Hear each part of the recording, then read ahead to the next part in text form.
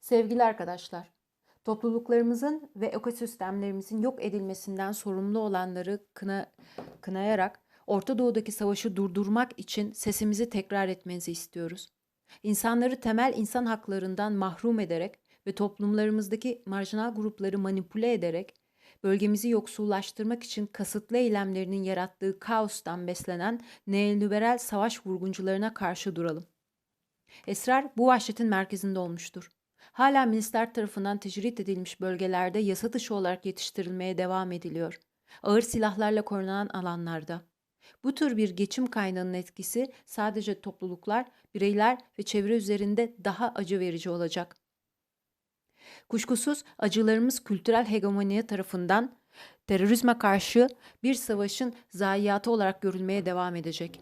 Bu şiddet derhal kesilmelidir.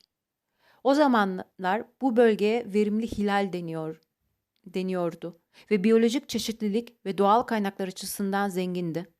Şimdi bu toprakların çoğu insanlığın müdahaleleri nedeniyle hiçbir şeyin yetişmediği çöllere dönüştü. Bu bereketli topraklar artık dünyanın en iyi ekonomileri olarak kabul edilen hükümetler tarafından desteklenen, zihinsel yönleri bozuk olanların işlettiği savaş makineleri için bir oyun alanı haline geldi. Tüm tanklarını, dronlarını, askerlerini, kimyasallarını topraklarımızdan çıkarıyoruz. Böylece doğurganlığı topraklarımıza ve topluluklarımıza geri getirebiliyoruz. Araziye erişimimiz, bölgemizin yadigarı tohumları yetiştirme ve koruma özgürlüğü, yani yasaklayıcı devlet vahşeti abluka altında kontrat sahibi olmak istiyoruz. Devletin tekelini sunan zihniyeti, bağlı tıbbi girişimleri aracılığıyla hibrit tohumlar kullanarak bu girişimler toplumu ilaçların zararlı etkileriyle koruyormuş gibi reddediyoruz. Bunlar zarar azaltma adına toplumlarımızda arzuladığımız destek sistemleri değildir. Bu çizgilerin en iyi şekilde hareket etmekten başka bir şey olmadığını biliyoruz ve toplumlarımıza refah getirmek için hiçbir menfaatleri yoktur. Egemen ve kendine güvenen topluluklar yaratmak için ortak yarar için çalışmaya her türlü yıkıcı zihniyete karşıyız. Savaş, melez tohumları ve patentleri gibi insan yapımıdır. Doğa ile savaştığımızda birbirimizle barış içinde olamayız. Açgözlülük ve bölünme güçlerine karşı dayanışma içinde duralım. Bu savaş bitene ve tüm sınırlar eriyene kadar itaatsizlik yapalım. Militarist hükümetler bizim için gerçekten gerekli olanı yapmayacaklar. Silah ve savunma sistemlerine yatırım yapmaya devam edecekler. Bu normal. Korkuyorlar ve olmalılar. Kolektif federal saltanatlarının binlerce yılı gözümüzün önünde çöktüğü için gücümüzü gerçekten geri alma ve tüm canlılar için yaşamaya değer dünyayı birlikte yaratmak için birlikte çalışma zamanı.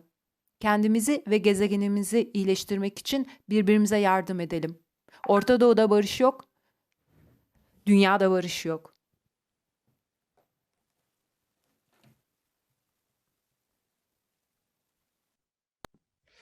Hello, my name is Farid Gaywesh. I'm French. I'm living close to Paris. I'm an executive member of ENCOD, the European NGO Coalition for Just and Effective Drug Policies. And I just would like to address this little statement about the situation in France and what we are expecting to do regarding the global marijuana march. The situation in France is very hard because the laws are very bad and very harsh. And we also face, I would say, a kind of state police, a state law enforcement. It's hard to believe, but France is a very hard country where the police is very powerful, and especially regarding the people who are considered as drug users, especially those who are using illicit drugs. We have jails that are overcrowded, and thanks to the COVID-19, inmates were released in order to cope with the numerous clauses, and so now the French jails are just 107% overpopulated, or it was about 150%, so it was quite heavy. Most of the people who are sent to jail are mostly quite always the same kind of people, youth people under 30 years old. It's mostly the poor people, people that are living with a daily income that is not sufficient to survive. It's generally people who are brown skin and a little bit of African, Arabic, whatever, foreigners, people that are considered as strangers, aliens, and immigrants, and those are really under law enforcement hammer. And at least those who are sent to jail are generally mostly the consumers, even if the laws are very hard against the trafficant. The French situation make I would say this part of the law, criminal law, unapplicable. Not It's not possible to implement it, so they are mostly focusing on the, I would say, the regular, the simple drug users, those who are just consumers, in fact. And so, drug war against the people who use drugs. It's about 180,000 people that are police check daily in the streets, annually in the streets in France. And so that's, I would say, a part of the social control that is ruling in France since now 50 years, because this law has been voted by the French Parliament on the 21st December of 1970. So just to describe you the situation since the COVID crisis started, there is a kind of a big increase of the prices and a big decrease of the qualities. It is hard to find a way to get some stuff. A lot of people are mostly relying on their friendship relationships. And most of the places where I would say there was a kind of street drug dealing place, and mostly in the suburbs, those places are starting to crack down, to be under police crackdown, and to have a kind of riots and a kind of uprising of the people that are suffering in those places, because they need the drug dealing to eat, and actually some people are starving. Last night, and we are on the 22nd of April. Last night there were some cities in the suburbs that were under the police crackdown, lockdown, and curfew, and there were riots. I don't know if it will go like it went in 2005. The climate, the social climate, is very, very tense actually, and especially because of the lockdown, people that are not allowed to go outside.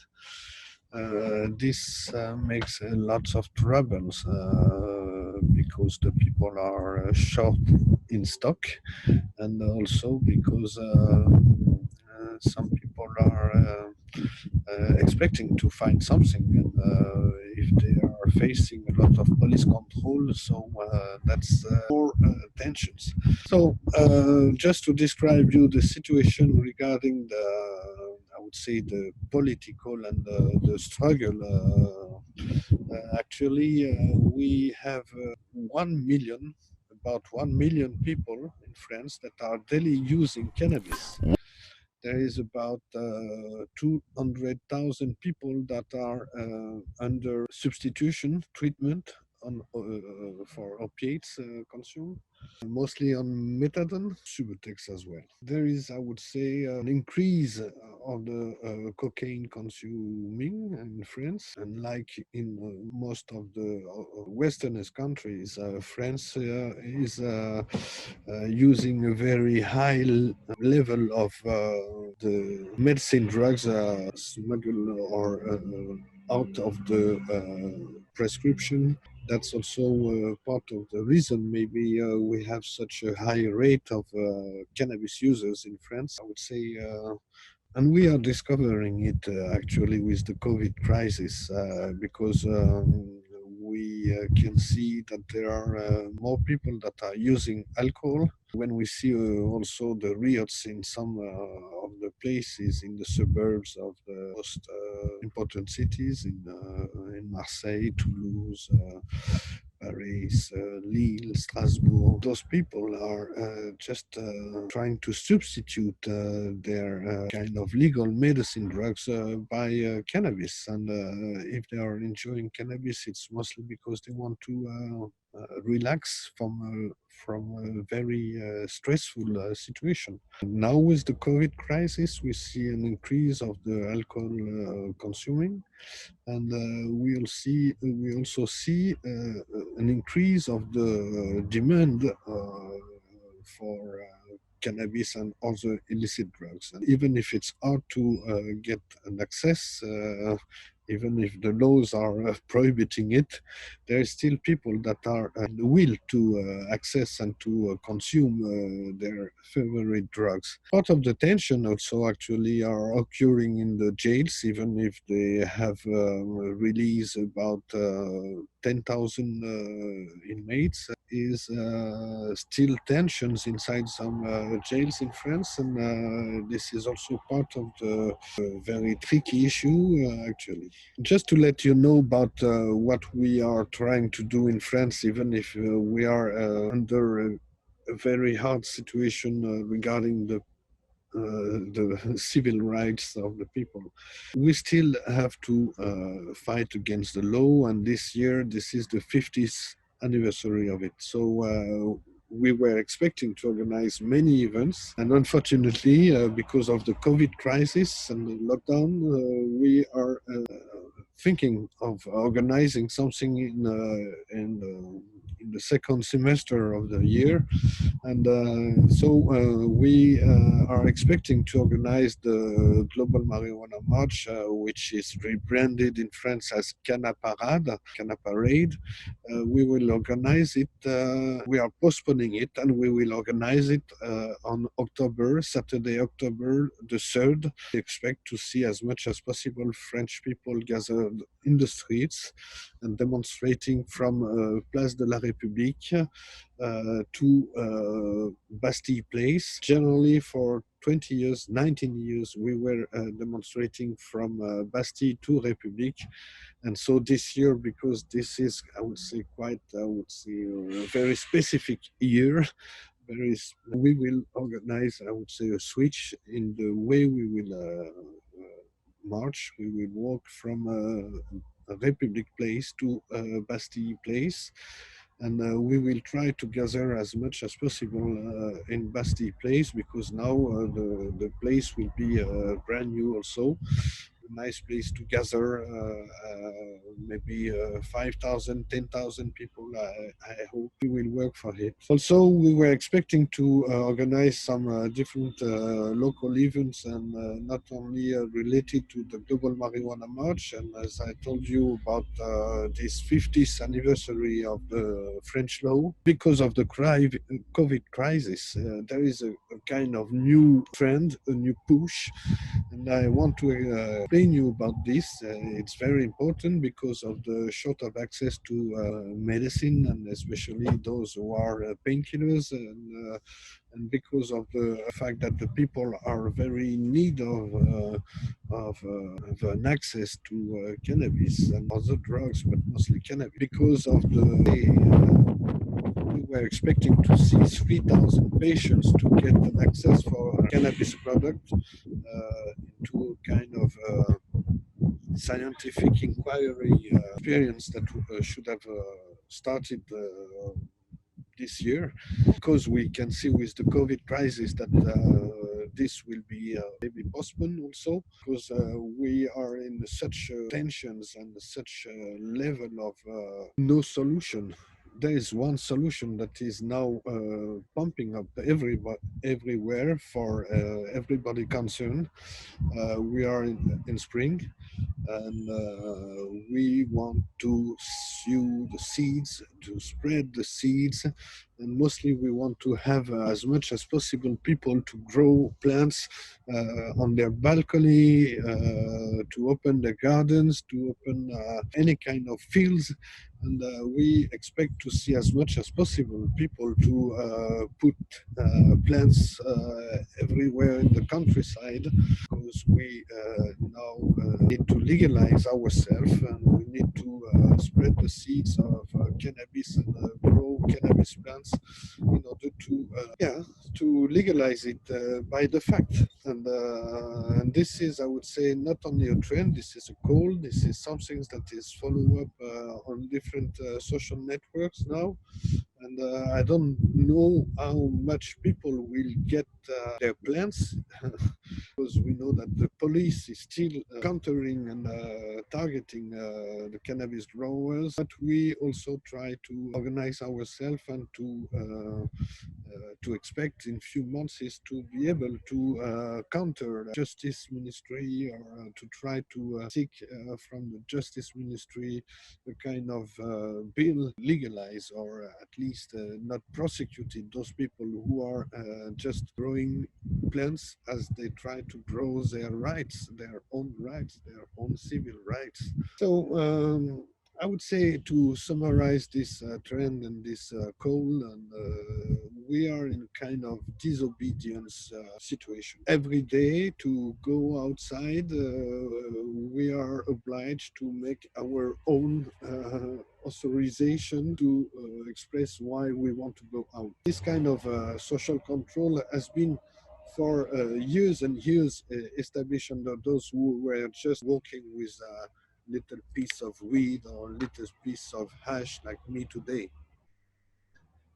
This could be a proof for me to be prosecuted again, because I'm showing something that should not exist here, and because I'm expressing also something, a message, informations that should not be accepted, because the French law is very hard against the way to show or to express or to present drug use in a favorable way, positive way. When I'm calling for the people to grow plants and to heal themselves and to maybe share it with their friends, then I'm countering the law under the kind of possible prosecution, because I'm not only advocating, but I'm promoting. And this is very subtle, but the French law is very hard.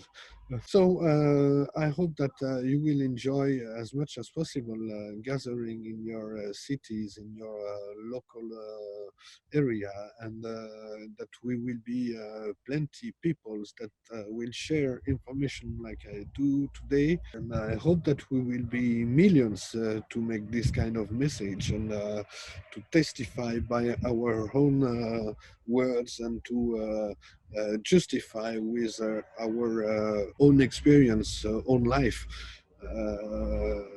that we want to change the legal status surrounding some plants that are called drugs, narcotic drugs, that we would like to see those plants discarded, or at least to be withdrawn from the narcotic drug scheduling. And this is my last message. I would like to express little so to all those who have passed away, but who are in our memory, because they have been freedom fighters. There have been some kind of lights into the prohibitionist night. I would like to have this thoughts that we need really to not only pay tribute to those who has given to us some ideas and a way to challenge the prohibitionist laws. But I would say we also need now to clearly wait for those to be dead. And we really need to get a kind of not an awarding, but a recognition, a global recognition for those who are still alive and who are still kicking the ball in order to change the laws for any kind of drug use. And so, this is very solemn, but really, we really need to gather and to share our energy and to ensure that soon we will crush and reduce this prohibitionist wall into a beach full of sand, and I hope that the water will help us to clean this part of the human history. So all the best. Sorry for this long statement. I wish that you are good health and all the best. We need to free our gardens, to free the ganja, to free le cannabis, le chanvre. We have to free the weed, and all the best. Cheers.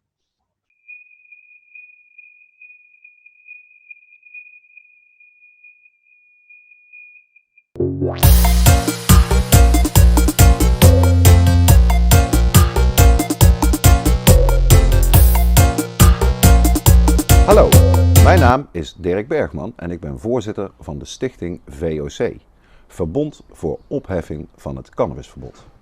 Want, misschien weten jullie niet, maar cannabis is nog steeds verboden in Nederland.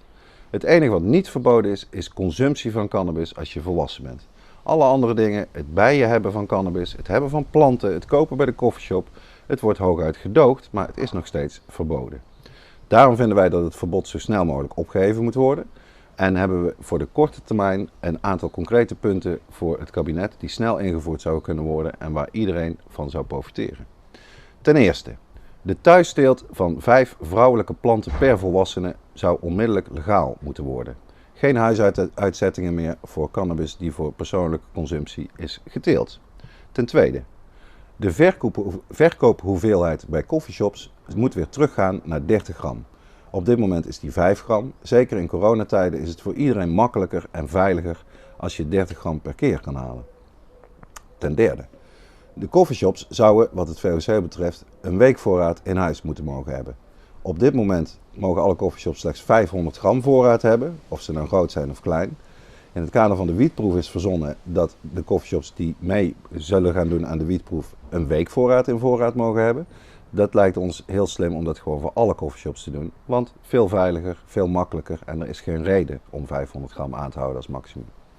Ten derde, het testen van cannabis in een laboratorium om bijvoorbeeld te kijken of er pesticiden of andere vervuiling op zit, is op dit moment ook verboden in Nederland. Coffeeshops mogen dat officieel niet doen of laten doen. Dat vinden wij waanzin. Iedere coffeeshop die zijn wiet wil laten testen, die zou dat moeten mogen doen. Dus labtesten zo snel mogelijk legaal. Het vijfde punt. Al in februari 2017 heeft de Tweede Kamer in meerderheid de wietwet van D66 aangenomen, die cannabis reguleert voor alle coffeeshops in Nederland. De hele achterdeur, geen wietproef, gewoon een fatsoenlijke wet. Die wet die is de ijskast ingegaan tijdens de formatie van het huidige kabinet. Wij vinden dat die zo snel mogelijk uit die ijskast gehaald moet worden. Excuseer. En naar de Eerste Kamer moet worden doorgeleid. Zodat die wet gewoon aangenomen kan worden. In Nederland hebben we niet eens een wietproef nodig. Wil je meer weten over wat het VOC precies doet, wat jij zelf kan doen voor het VOC? Kijk dan even op onze website www.voc-nederland.org. En heel veel plezier vandaag.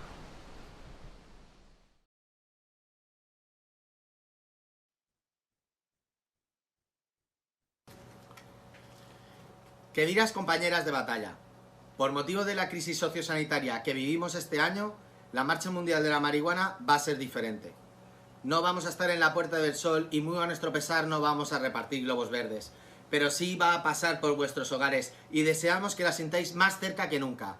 Queremos dar visibilidad un año más a la globalidad, transversalidad y solidaridad de todas las personas usuarias en todas sus formas. Cultivadoras y asociaciones que dan vida al conjunto del movimiento canábico. A todas nos une la represión y la situación de vulnerabilidad a la que nos vemos sometidas, como consecuencia de leyes injustas que contemplan castigos desproporcionados. Pero también nuestras ganas de construir y formar parte de una sociedad más justa y más libre allá donde estemos. Esta situación de emergencia a la que nos enfrentamos ha dejado al descubierto la evidencia de que las personas usuarias, en cualquiera de nuestras versiones, no somos una prioridad para el gobierno. Hemos visto cómo de forma reiterada, una vez más, nos han sometido a unas leyes injustas hasta dejarnos en una clara situación de vulnerabilidad. Durante el obligado confinamiento, muchas personas han puesto en peligro sus vidas, ya sea por no tener acceso a su medicina o bien por tener que saltar las normas establecidas, arriesgándose a la exposición del virus, a las fuerzas del orden y sanciones, al acceso a la sustancia a través de mercados informales. Incluso en el ámbito laboral ha supuesto una gran afectación. Cientos de trabajadores y trabajadoras han visto sus puestos de trabajo dinamitados por la falta de reconocimiento a nuestro sector. Nada de lo que un gobierno debiera sentirse orgulloso. Es por ello que tendemos la mano a nuestros gobernantes para que, una vez pasada la tormenta, retomemos de forma contundente y acelerada el trabajo para poder dotar de un claro marco regulador a los diferentes usos del cannabis en el Estado. También queremos destacar que cada uno de los colectivos que conformamos el tejido del movimiento canábico tiene su propia personalidad, pero todos tenemos unos objetivos en común. La reforma de las leyes relacionadas con cannabis, el cese de la persecución indiscriminada, de la criminalización y del estigma de todo el conjunto del colectivo canábico. A todas las personas y colectivos que hoy apoyáis esta iniciativa, que desde casa marcháis por el bien común y la dignidad del conjunto de las personas usuarias, a todas vosotras y vosotros os damos las gracias por aportar de forma local a un movimiento global. Que sepáis que hoy no estáis solas y solos. Somos más de 65 países de todo el mundo marchando en red bajo el lema GMM20, una hazaña nunca antes realizada y que, gracias al esfuerzo conjunto, será recordado siempre en la historia del movimiento. Y con el fin de representar a todas y todos de la forma más global y reivindicativa posible, le exigimos al Poder Legislativo la reforma de la Ley de Seguridad Ciudadana en aquellos aspectos relacionados con la tenencia y posesión de cannabis para consumo propio, así como su cultivo para el mismo fin. Que se inicie en la Comisión Mixta de Adicciones un proceso transparente, abierto y público que, basado en la evidencia científica y en la realidad social existente en nuestro país, nos conduzca a una regulación integral del cannabis en el Estado.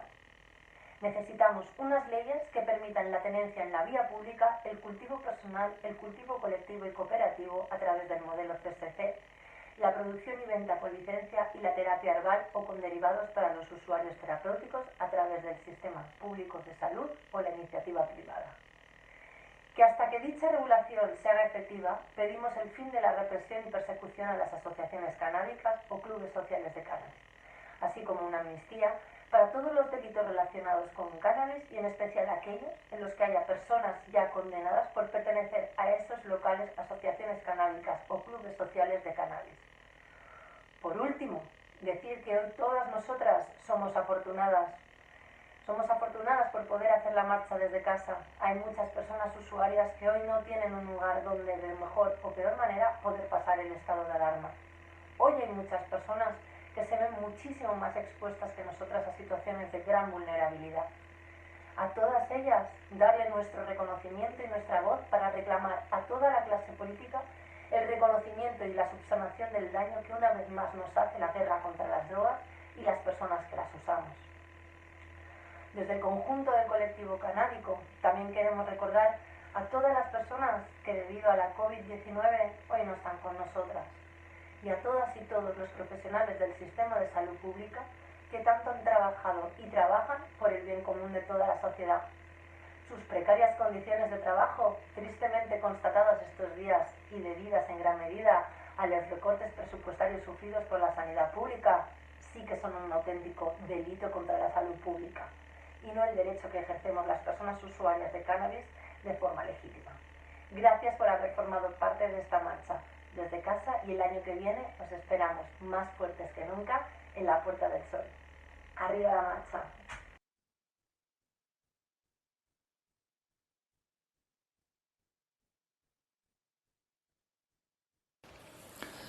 Der weltweite Drogenkrieg hat sein Ziel verfehlt.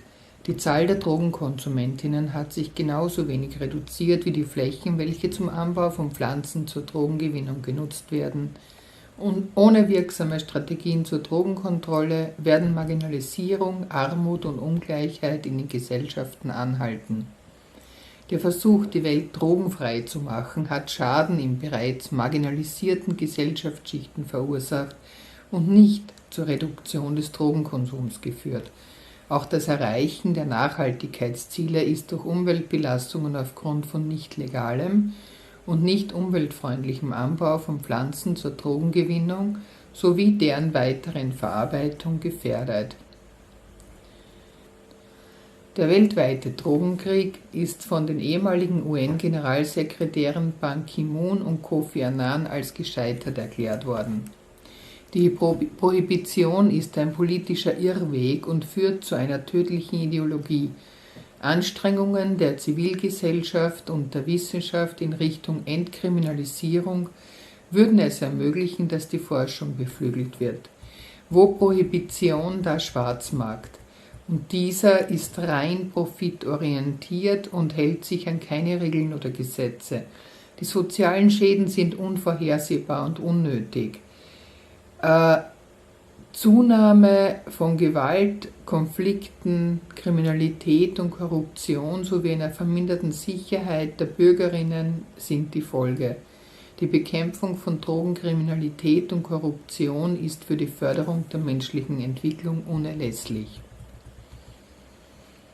Dies führt daher zur Forderung nach der Entkriminalisierung sämtlicher Drogenkonsumentinnen.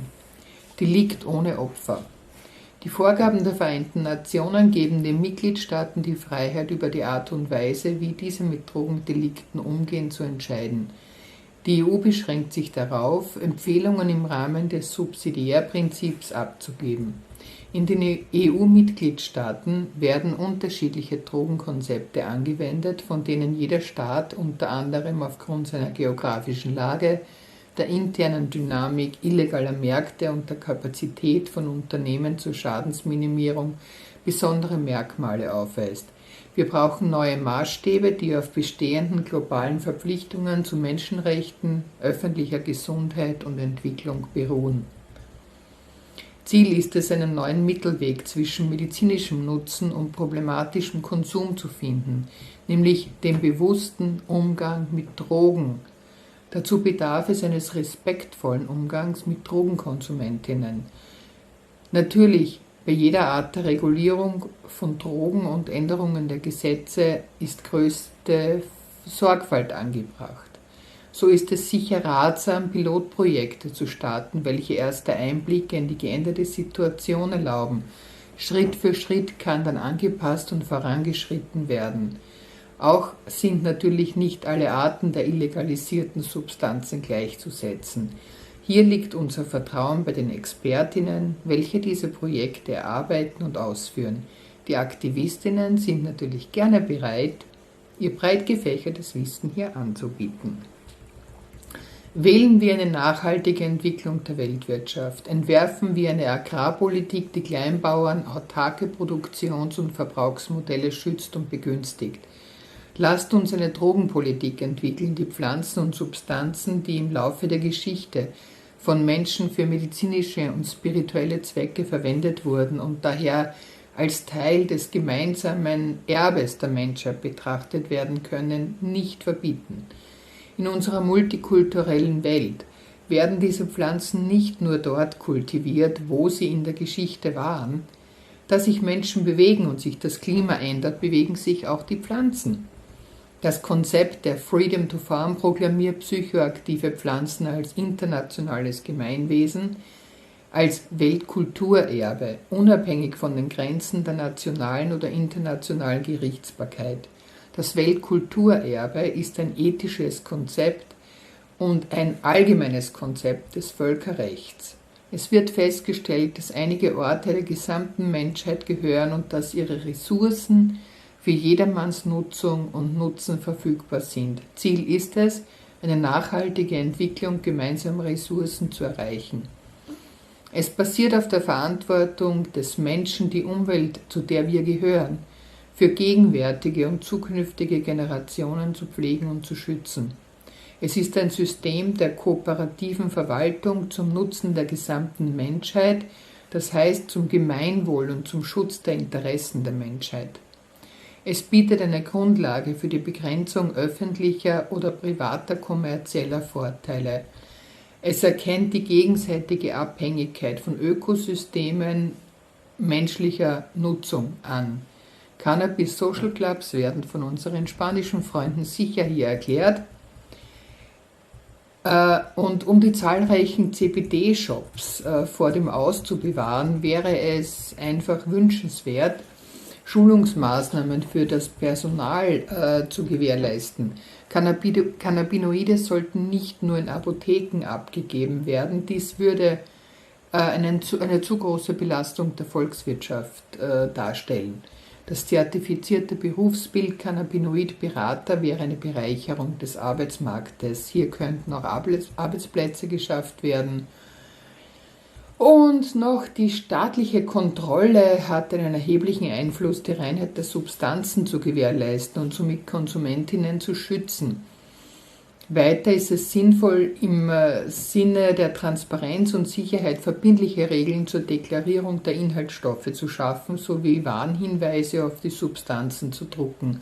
Es können damit einhergehend erhebliche Steuereinnahmen geltend gemacht werden und Arbeitsplätze geschafft werden. Als Grundlage einer menschlichen Drogenpolitik müssten die Normen der Menschenrechte gelten. Die anstehende Reform muss sich darauf konzentrieren, die negativen Konsequenzen der aktuellen Drogenpolitik zu minimieren. Der Schwerpunkt muss sein, den Jugendschutz zu gewährleisten und gleichzeitig den kriminellen globalen Drogengroßhandel und damit auch den Schwarzmarkt zu reduzieren. Die globale Zivilgesellschaft spielt eine entscheidende Rolle bei der Entwicklung und Befürwortung von Freedom to Farm. Sei dabei.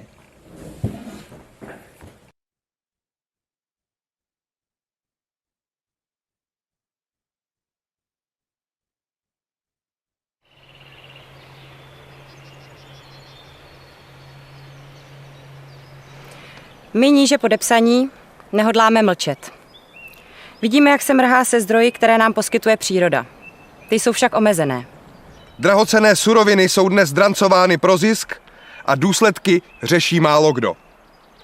Čelíme velkým ekologickým výzvám, přitom udržitelné možnosti jsou na dosah ruky. Konopí provází člověka od nepaměti a na rozdíl od mnoha jiných průmyslových surovin za sebou nezanechává výraznou ekologickou stopu. Ba právě naopak. Díky jeho vlastnostem se jedná o jednu z nejužitečnějších rostlin na tomto světě.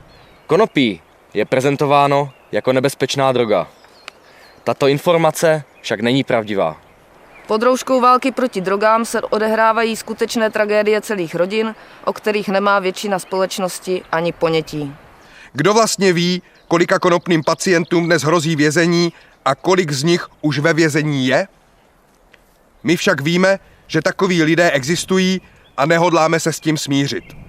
Za 5 let od zavedení zákona konopí do lékáren tuto bylinu užívá oficiálně k léčbě necelá 30 spoluobčanů. Skrze lékárny bylo za tuto dobu vydáno necelých 5 kilogramů. Zatímco legální konopí je pro většinu občanů prakticky nedostupné, policie ho ročně zabavuje tuny. Škody na státním rozpočtu se pohybují v řádech miliard. Vlivem kriminalizace pěstování a distribuce konopí jsou dnes lidé vystaveni černému trhu se všemi riziky, které obnáší. Přitom konopí by si mohl svobodně pěstovat každý. Mladiství by tak zbytečně nepřicházeli do kontaktu s mnohem nebezpečnějšími látkami a práva nemocných by tak nebyla brutálně pošlapávána. Lidé, kteří se s tímto stavem nesmířili, navíc postupují riziko mnohaletého vězení za to, že chtějí pomáhat sobě nebo druhým. Jedná se zjevně o porušení základních lidských práv, které nelze v kulturní společnosti akceptovat. Je pro nás nepřijatelné, aby lidé nemohli rozhodovat o svém životě a zdraví. Je nepřípustné, aby byli lidé za taková rozhodnutí kriminalizováni.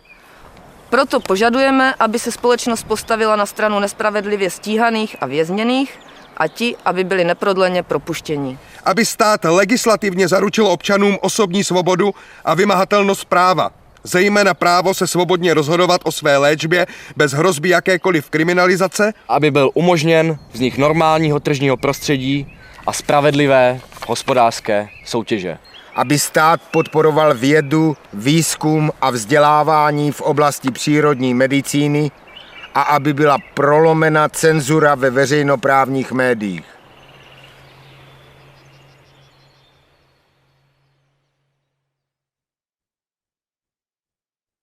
Sziasztok, Sermer Ádám vagyok, a Legalizáció Egyesület elnöke. 2016-ban még a Magyar Liberális Párttal kezdtünk el egy kampányt Legalizálj néven, aminek a kezdetektől az volt az egyetlen célja, hogy végre a nemzetközi trendeknek megfelelő reformok valósuljanak meg Magyarországon is a kannabisz területén.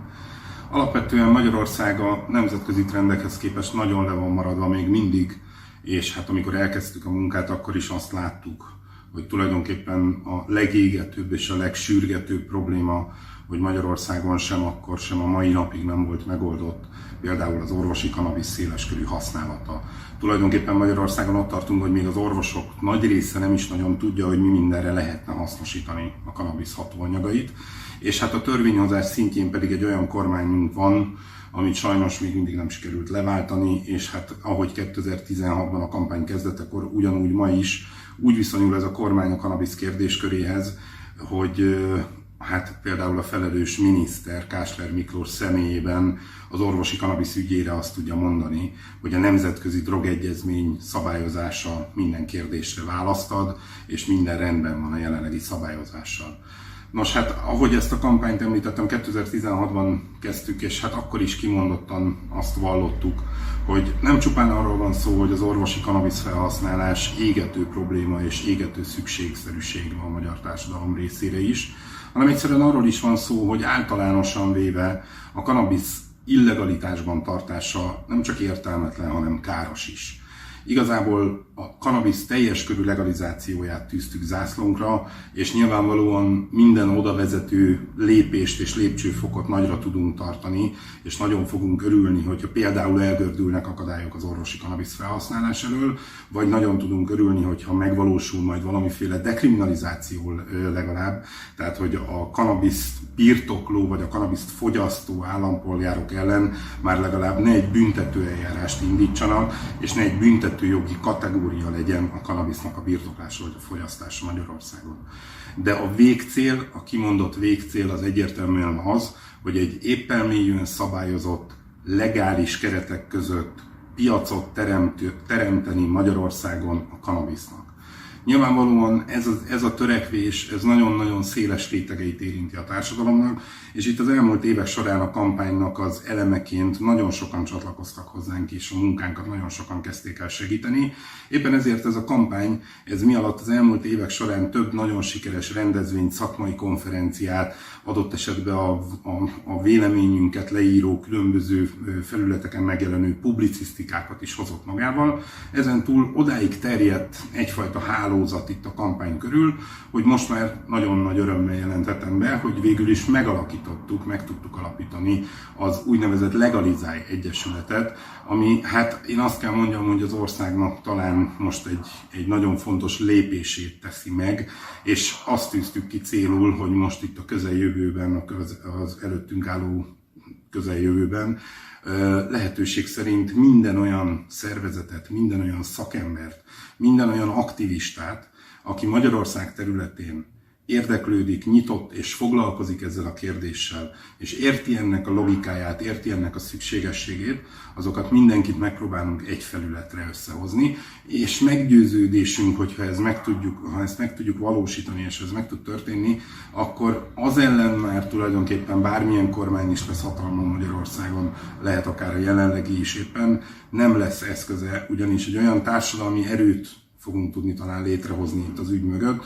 ami azt gondolom, hogy a legkomolyabb törvényi változtatásokat is végül ki fogja tudni vívni magának. Nyilván nem tettünk le arról sem, hogy ahogy eddig is már nagyon sok esetben próbálkoztunk különböző népszavazási kezdeményezésekkel, ezután is próbáljuk majd bevonni a választópolgárokat, az állampolgárokat ebbe a kérdésbe. Nyilván nagyon sok feladat vár ránk még a felvilágosítás szintjén is, hiszen sajnos a magyar politikai elit az elmúlt évtizedekben, hát mondjuk úgy, hogy a tudatlanságban tartotta a magyar társadalmat ebben a kérdéskörben. Nem csak ebben a kérdéskörben, hanem tágabban értelmezve egyébként a teljes drogstratégia kérdéskörében, de nyilvánvalóan ez egy tágabb kérdés, és ez egy hosszabb beszélgetést is akár igényelne, hogy kifejtsük, hogy mi minden egyéb probléma is van. De most egyszerűen csak az Egyesület célkitűzéséről beszélve, tehát azt tudom mondani, hogy most már Legalizálj Egyesületként egy civil egyesületi formában működünk tovább, így toborozzuk a tagjainkat, így gyűjtjük a támogatást, és minden egyes eszközt, ami csak a rendelkezésünkre áll, arra fordítunk, hogy mielőbb megvalósulhassanak végre Magyarországon is a kannabisz szabályozását illető reformok.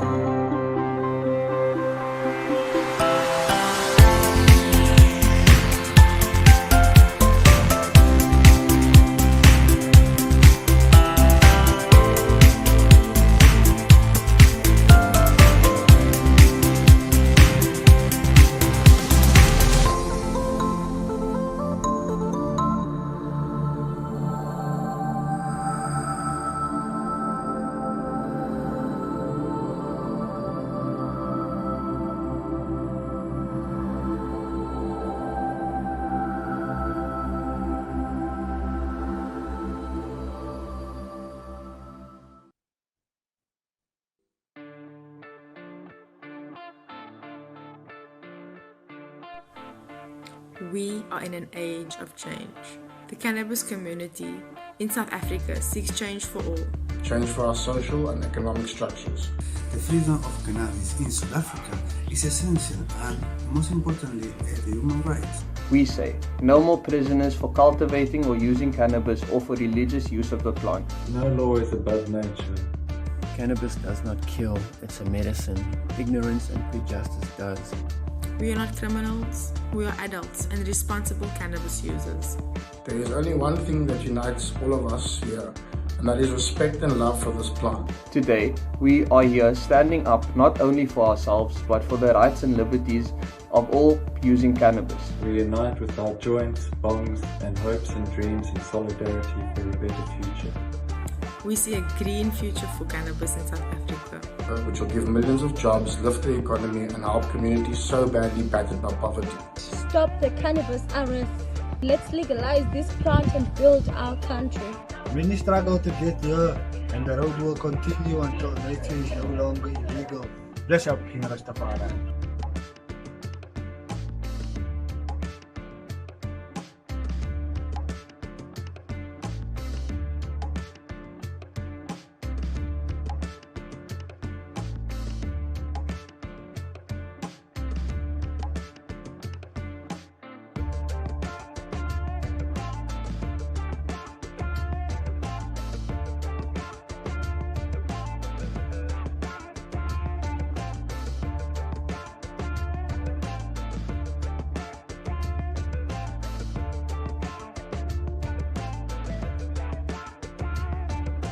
Hola, soy Julián García de Santis, soy presidente de la agrupación y Asociación Civil Cultivadores Argentina. Mi nombre es Horacio Rodríguez, formo parte de la Asociación Civil Acción Canábica. Me llamo María Eugenia Rondán, la agrupación se llama Resistencia Canábica. Soy Mermi Sapia, somos de la Asociación Cultural y Club de Cultivo Jardín del Unicornio. Tenemos como objetivo fomentar el autocultivo mediante la regularización de la planta de cannabis para que cualquier persona pueda cultivar en el patio de su casa de manera legal, gratuita y segura. Contribuir a fomentar y promover los saberes sobre esta planta, ya que la planta es una sola, como también trabajar y promover el reconocimiento del derecho a la libre utilización del cannabis para todos sus usos. Nuestro objetivo es que se regule el cannabis para todos los usos y que en esa regulación haya el espacio adecuado para que los cultivadores puedan desarrollar su actividad de manera legal y no como hasta el momento, que bueno, somos perseguidos por las leyes. Estamos muy cerca de conseguir lo que nosotros queremos. Seguimos peleando por una legalización y una regularización completa de toda la planta para todas sus formas y todos sus usos. Brindamos talleres de cultivo y talleres de extracción de aceite, enseñando así las buenas prácticas de cultivo y los protocolos a seguir para obtener un producto de calidad medicinal. También articulamos con otras organizaciones canábicas y no canábicas para poder transformar, modificar o abolir esta ley 23737 que tiende a penalizar el cultivo o la posesión de cannabis, ¿no? Desde el 2012 hemos presentado varios proyectos que proponen la regulación para todos los usos y el acceso para todo el mundo de cannabis seguro y de calidad. Lamentablemente nos vimos convocados en las calles, en los medios y en los juzgados por los distintos allanamientos que se dieron en esta ciudad. Por eso digamos todos juntos, sí por el autocultivo. Sigamos pidiendo por no más presos por plantar, por una legalización completa hasta la victoria siempre, compañeros. Que sea salud, que sea legal. Los invitamos a que el día 2 de mayo, a que todo el mundo participe en esto que va a desarrollar FOCA para esta marcha tan especial. Visibilicémonos y cuidémonos entre todos.